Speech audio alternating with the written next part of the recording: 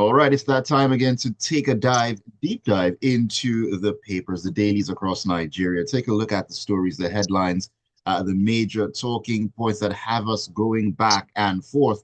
It's a feel good Friday morning on the Smooth Breakfast on Smooth 98.1. Love music, love life. 33 minutes past 7 a.m. And this is Freshly Pressed. My name is Ayokunmi. Great to have you join us this morning. First Freshly Pressed of first Freshly Pressed on a Friday in 2025. That's what I was actually going for. Great to start all over again.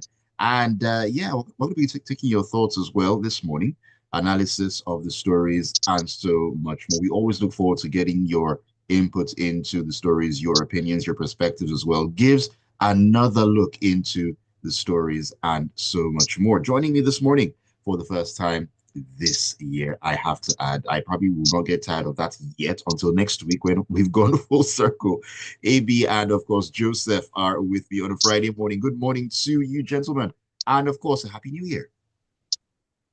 Happy New Year to you, Ayo. Happy New Year to you, Joseph, and a very happy and hearty New Year to all of the wonderful listeners out there.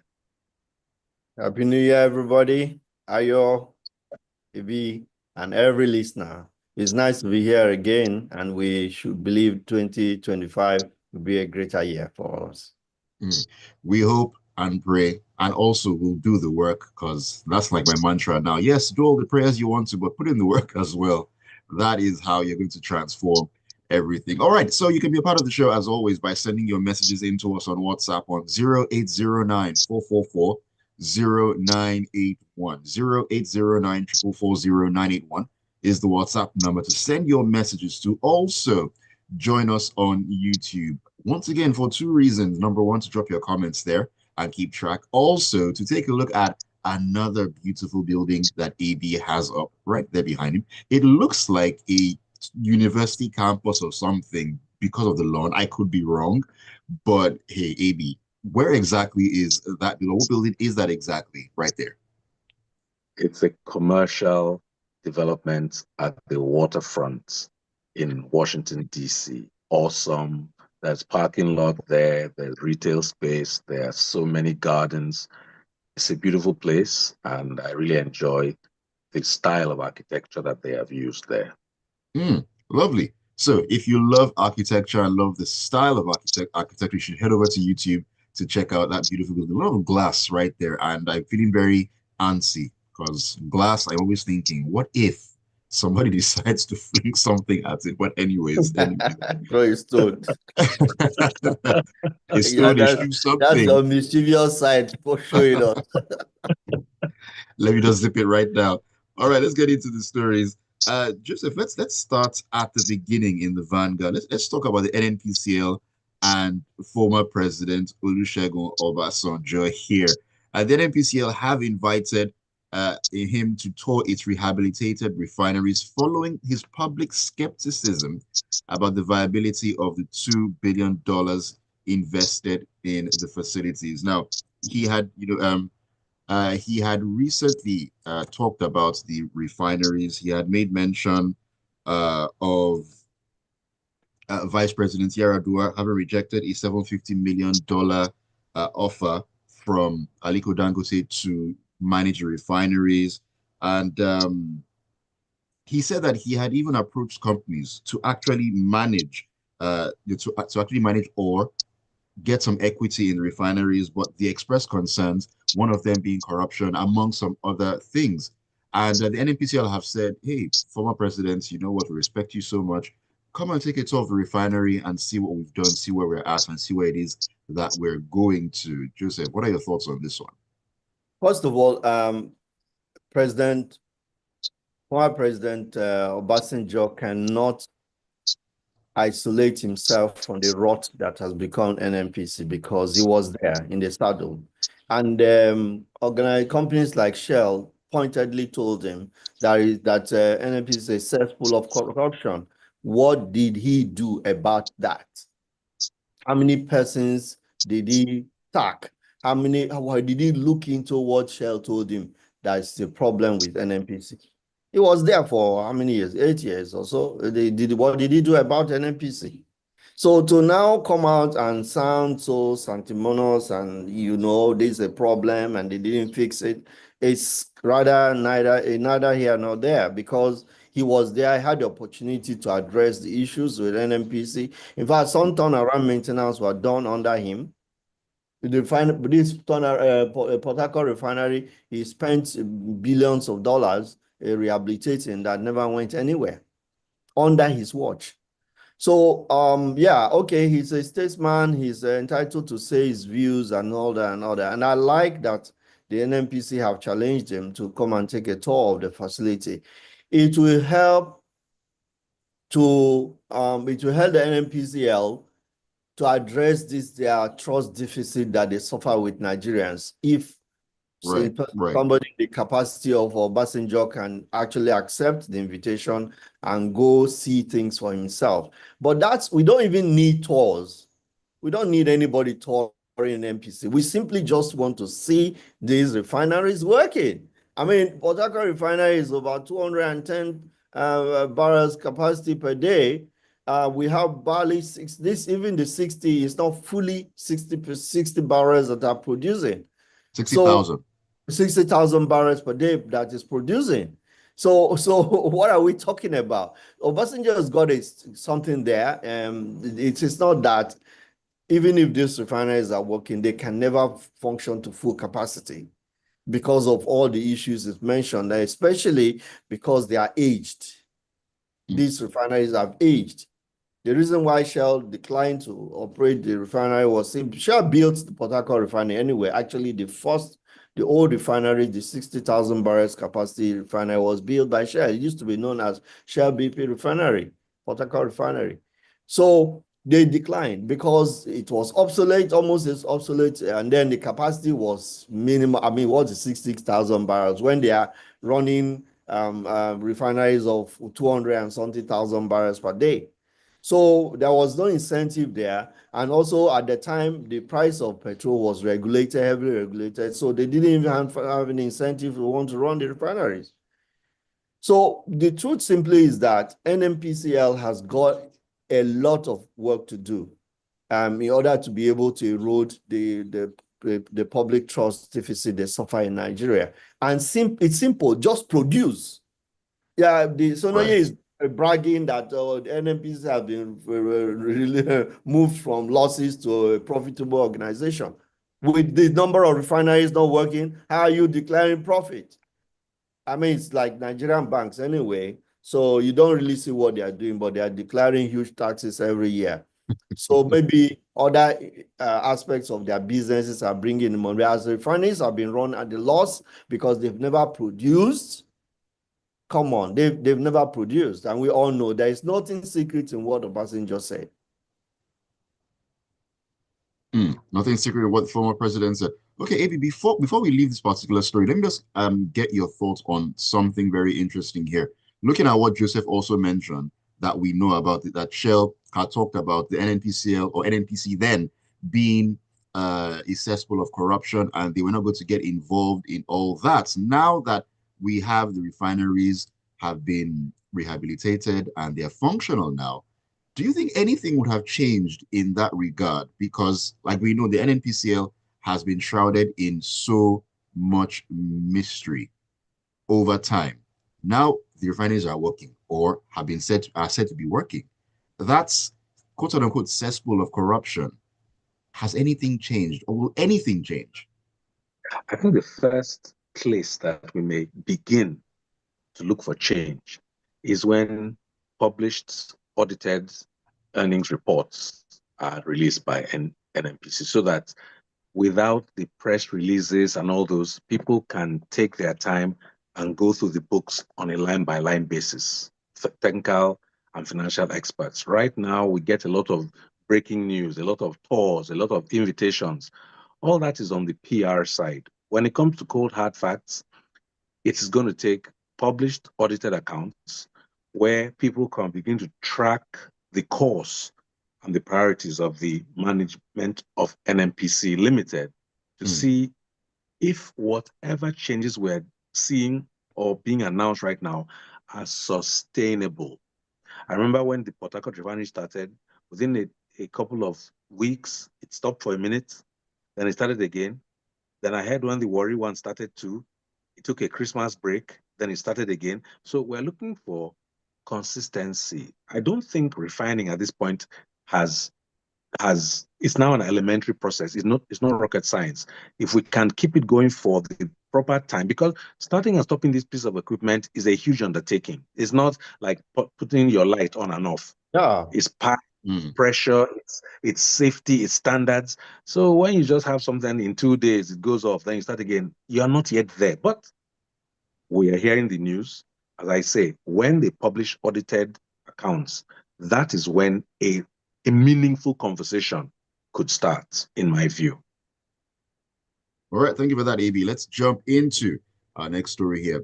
Interesting thoughts coming out of the Premium Times, where an investigation by that paper has revealed that the presiding officers of the National Assembly, Senate Presidents Godswill Akpabio, the Speaker Abbas Tajuddin, and their deputies Barau Jibrin and Ben Kalu were allocated 10 billion naira for rent and furniture in the 2024 supplementary budget of the FCT. Now, the budget item titled Renting and Furnishing of Presiding Officers of the National Assembly has the classification code 230-10309 in the 288 billion naira supplementary budget that President Bola Tinubu transmitted to the National Assembly in September. If you remember, that was passed within 5 days or thereabouts by the lawmakers.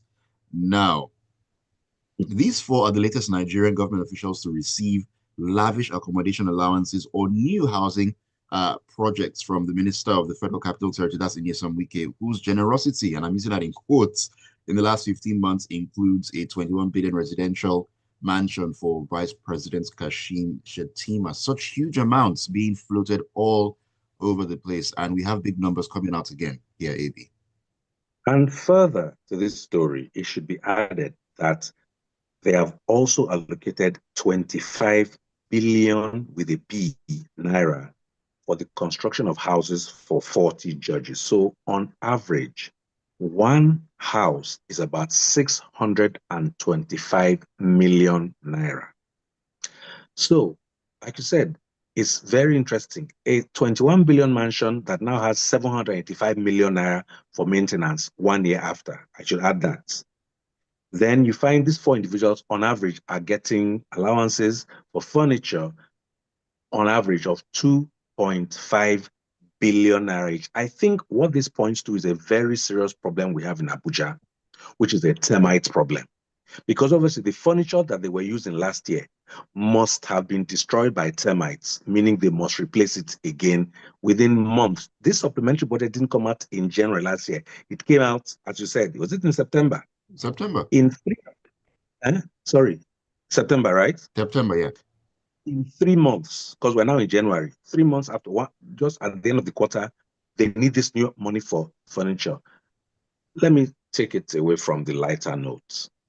This is exactly the kind of crass profligacy that makes it very hard for people like me to listen to government officials, starting from the president, Bola Ahmed Tinubu, down, counseling people to be patient, that things are coming, when in their heart of hearts, remember, this bill was transmitted from the president. It wasn't something that the National Assembly brought up.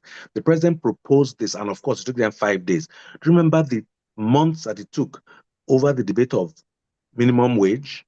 That actually there was a committee that was granted a 500 million naira grant, and nothing came out of it after like 7, 8, 9, 10 months. I just want to say it is obvious to me that those in authority, office, and power in Nigeria do not actually care about the situation and circumstance of those they're supposed to be leading. These sums are being allocated when people are dying from hunger. You could have the argument that some people there were not hungry, but the fact that people felt a desire or a need to rush for sustenance. Palliative is normally a word used to give dying patients in medical spheres. So this word palliative already is offensive to the hearing. We don't need palliatives, we need solutions. We need productivity. And you hear these kind of numbers and realize that those in office are completely disconnected from every day. What would 625 million naira do in one IDP camp today? And you have them spread across the country. What would 620? That is for one person's house. So one person on average, 625 million naira.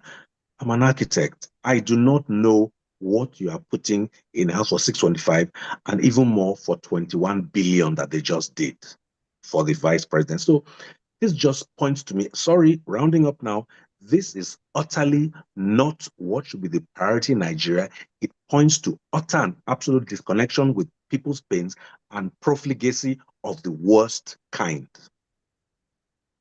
Yeah, Thank you. sorry, may I just come in here? All right, Joseph, quickly. Yeah. So in couching these words, the phrase for the naming this amount, you just find that the truth really comes out because it's called renting and furnishing of presiding officers of the National Assembly. What Wike is doing is buying everybody. He's renting. He has said they just wrote it down clear. They are renting and furnishing them. They're buying them. Wike is buying judges, is buying everybody. And we're all watching, renting and furnishing of presiding officers. Who must have been homeless all this time before now. 2.5 billion naira on average for each of the 4 people leading the National Assembly. Well, Joseph, expect to take that set of people seriously. Well, Joseph, it's interesting that they actually said that because I mean now Mr. Wike appears to have extended his generosity across all the 3 arms of government and the executive, judiciary, and the legislature as well. All right, let's take that break. When we come back in, I'll be coming back to you, Joseph, and we'll be talking about ASU and the federal government. We're going to head into the punch for that one. Keep it tuned to Freshly Pressed this beautiful Friday morning on Smooth 98.1.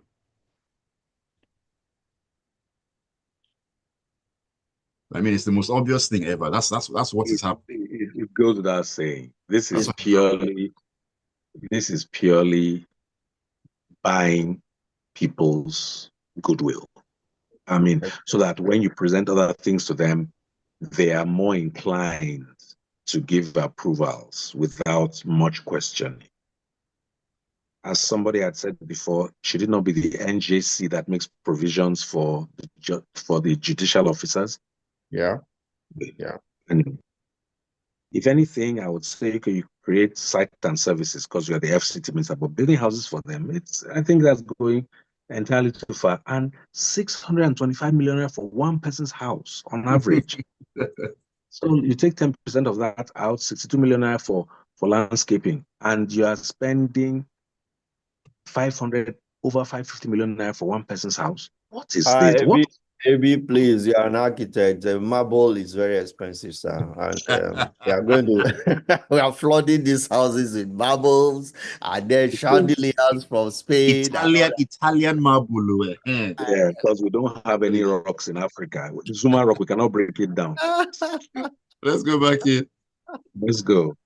All right, welcome back into Freshly Pressed this Friday morning on Smooth 98.1. Your love music, love live station. Ayokunmi here. Joseph, Obari, and Bozimo are with me analyzing the stories and giving their perspective. We're also looking forward to your own thoughts on the stories this morning. Please send them in to us on WhatsApp on 0809 444 0981. 0809 444 0981 is the WhatsApp number. YouTube, we're streaming live at Smooth 981 FM Lagos. Smooth 981 FM Lagos. Let me take a message or two before we jump back into the stories. Ajayi Oloniloa says, I think former President Obasanjo should just accept the invitation to inspect what is actually going on at the Port Harcourt refinery and Warri refineries with full television coverage so Nigerians can know what the truth is. All right, Rexy says, because OBJ failed in getting the refineries working, he wants to rain on another's parade. That he outsourced his decision-making to Shell does not make that the only solution. President Bola Tinubu has proved him limited in capacity in that aspect. All right, keep those thoughts coming in. All right, Joseph, let's get back into the Punch newspaper. Now, the Academic Staff Union of Universities has expressed strong opposition to the federal government's proposed removal of the education tax, describing the plan as a threat to the survival of Nigerian universities. Now, ASU's national president, Professor Victor Oshodeke, disclosed this in an interview with the Punch that the union would meet with the two ministers of education, Sunji Alausa and Suwaiba Ahmad, this year to address this and other pressing challenges in the education sector. Now, he said there's a need to adequately fund education. Of course, we know this, and it can't be allowed to stay in the rut. We know what's been going on in the education sector when it comes to funding, the strikes, ASU today, NASU tomorrow, and so on and so forth. Now, this is going on. Could you give us perspective on this particular issue, Joseph?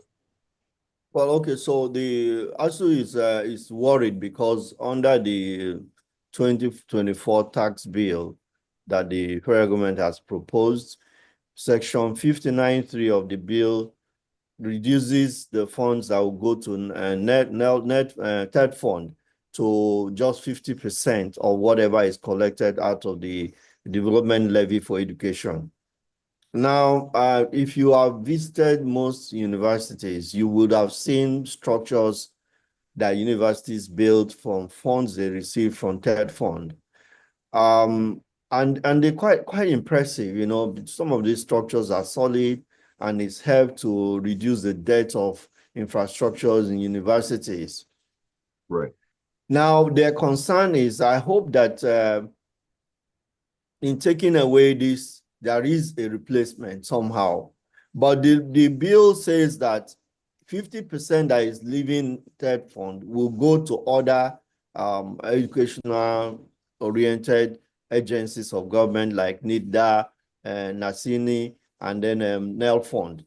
So they are trying to spread the money to other agencies. It's not as if they are taking it, but eventually by 2030, the bill proposes that TED Fund will get zero allocation from this levy.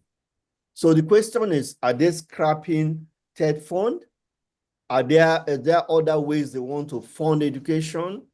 These are things they need to clarify because they not just create a vacuum. Yeah, it's underfunded, as it were, as already. it is. Yeah, even now. Yeah, so it's a curious a proposal which needs to, and that's the problem with this government, that they fail to do stakeholder engagements on critical things.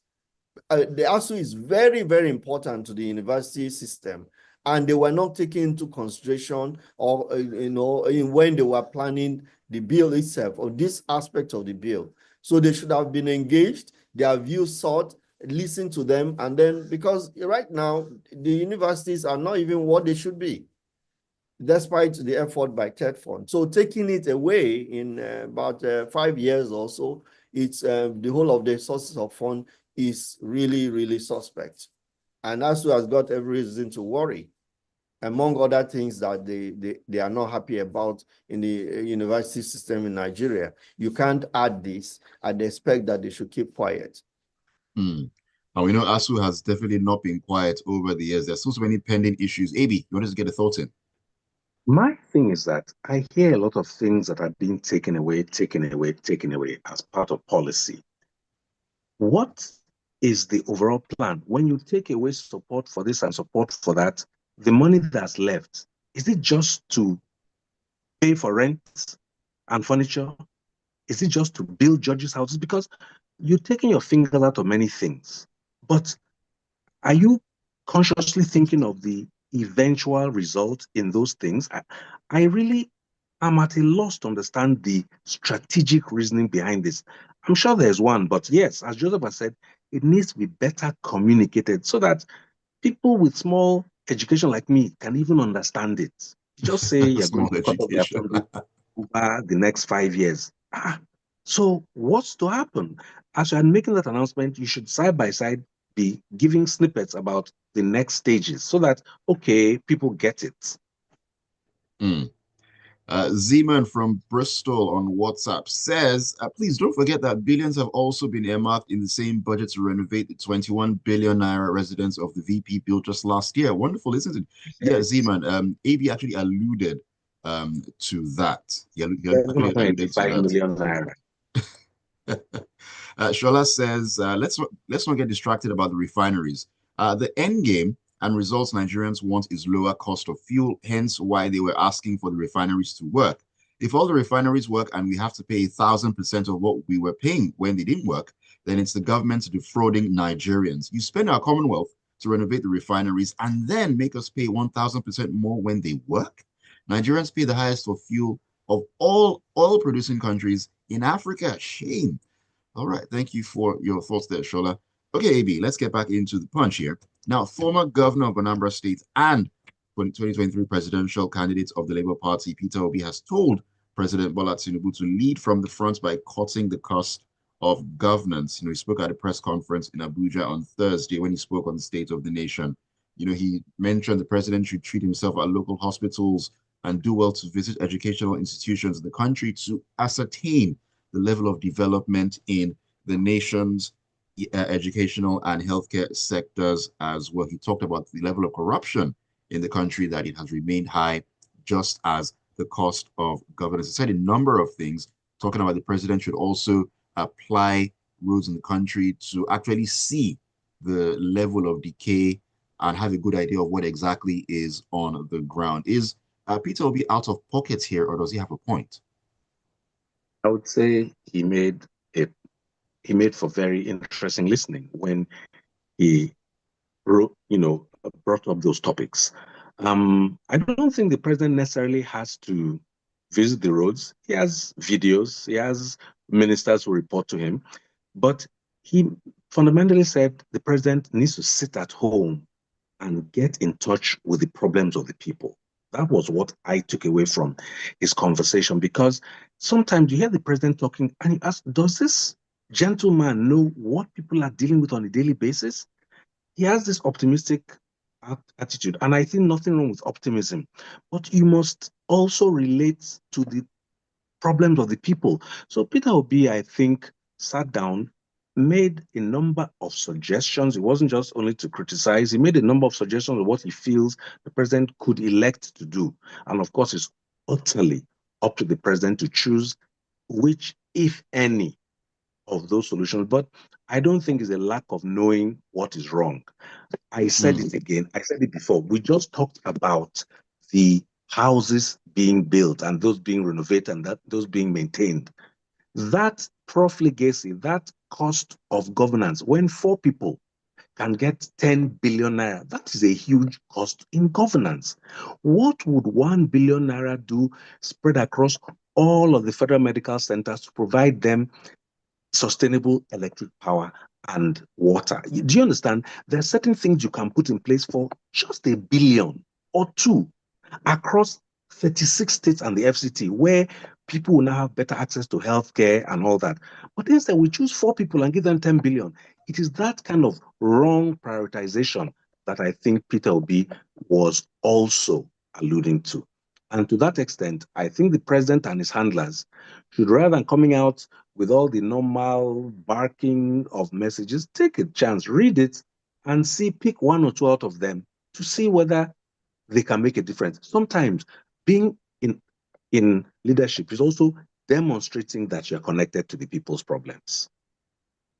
Thank you for sharing that, AB. It's also actually funny that that you mentioned that, because of course the APC had already, or have already, come out to kick against the comments that were made by Peter Peter Obi there. So Regular trademark. You just wonder if if it's all about just being on the defensive, but taking certain points that were made and just try to do better. But hey, Voltron, defender of the universe, that seems to be what happens when it comes to politics in Nigeria. All right, let's do some messages as we round up this morning. Idimapuza says, people should leave the messengers of Obasanjo and Peter Obi and look closely into their messages. Many things happening in Nigeria won't be known if they keep mute. OBJ has been there before and should know what goes on. We should all appreciate him. All right. Let me see here. Gilbert Musa says, on the recent proposed monies for both the vice president and presiding officers' homes, the challenge is that we as citizens don't bother to probe the facts behind the figures, starting from local government officials. If you begin to unwrap the figures at the local government level alone, tears will flow. Daya from Fagba says, Happy New Year to you too. You can see the difference between leaders and rulers, brilliant minds, and those who do not have the vision. Database and excuse makers. Uh, Thank you for your message, Dio. Please try to keep it shorter and a bit more concise next time. Makes it a lot easier to read. But thank you for sending it in. Cisco Delgado says what Peter Obi is saying is very simple. President Tinubu should visit the grassroots to ascertain development in Nigeria. Barrister Danokuda says, I totally agree with Peter Obi. More often than not, the president's narratives seem far away from the stark reality on the ground. Oluwaseyi says, the NNPCL can be likened to a behemoth of swimming or stuck in a cesspool of corruption. The NNPCL has to be broken up and their books opened up for public scrutiny. There's too much secrecy, lies, and corruption going on in it. As for our budgets, from the federal level to the states and down to the local government areas, the budgets are irregular annual means of stealing for the persons involved. It's open and it's not a secret. Things are happening. All right, we need to call it a morning on the show. Thank you so much for sending your thoughts in. And a very big thank you to you, Joseph and AB, for joining me on a Friday morning. It's always a great time and a pleasure having you on the show. Always a pleasure. Nice to be here always. And listeners, all the best. Have a wonderful weekend, everybody. AB, all the best. This is the first of many Fridays. Let's make it fabulous and everybody have a wonderful 2025. Sir Ayo, Sir Joseph, kudos. All right. Thank you so much for the kind words, AB. Keep it tuned to Smooth 98.1 and, of course, the Smooth Breakfast 8:15. It's all about sports as we take a walk into the locker room. Thank you, Joseph.